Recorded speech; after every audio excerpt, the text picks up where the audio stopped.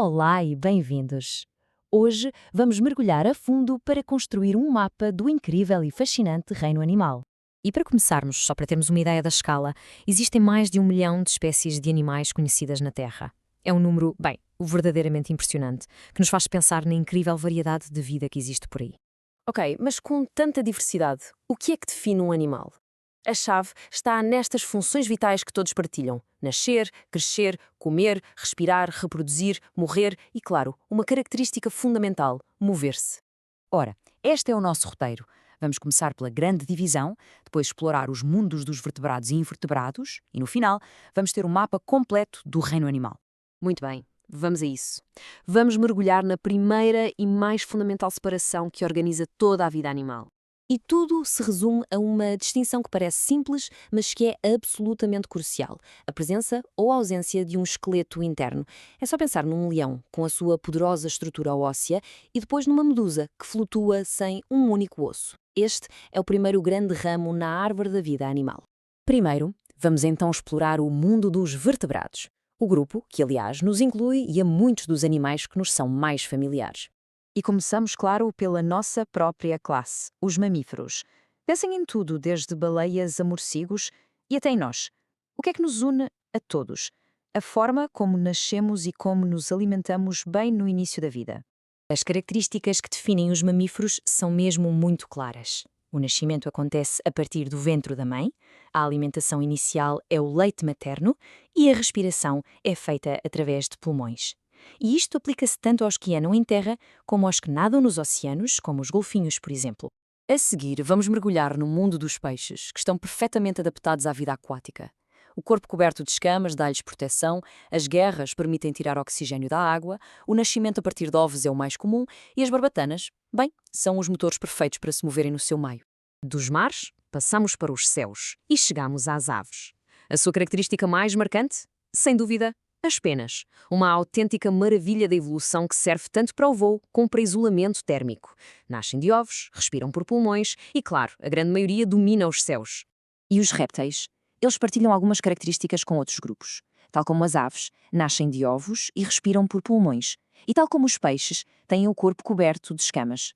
Mas a sua forma de se mover é incrivelmente diversa, desde o rastejar das cobras até ao nadar dos crocodilos. E para fechar o nosso tour pelos vertebrados, temos os anfíbios. São os mestres da vida dupla. A sua pele nua e úmida denuncia logo a sua ligação à água, que é onde põem os ovos, dando início a um ciclo de vida que muitas vezes os leva para a terra firme mais tarde. Muito bem, já cobrimos os vertebrados. Agora vamos atravessar para o outro lado, para o mundo muito, mas muito maior e incrivelmente diverso dos invertebrados. E começamos esta viagem ao mundo dos invertebrados pelos moluscos. Pensem num polvo, numa lesma ou num caracol. O que é que os une? Um corpo mole e fascinante. A chave para os identificar é mesmo o corpo mole. É verdade que alguns, como os caracóis, têm uma concha para proteção, mas é a sua estrutura interna que os define. E encontramos-los por todo o lado, tanto em terra como no fundo do mar. A seguir, os vermes. Com os seus corpos alongados e sem patas, desenvolveram uma forma única de locomoção, arrastando-se. E são absolutamente essenciais para os ecossistemas, seja na terra, a arejar o solo ou na água. E agora, os insetos. Este grupo é enorme, o mais numeroso do planeta.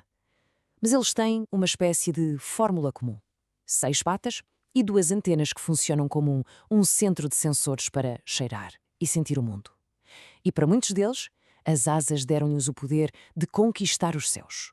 Pois bem, se os insetos têm 6 patas, os aracnídeos levam a contagem mais longe.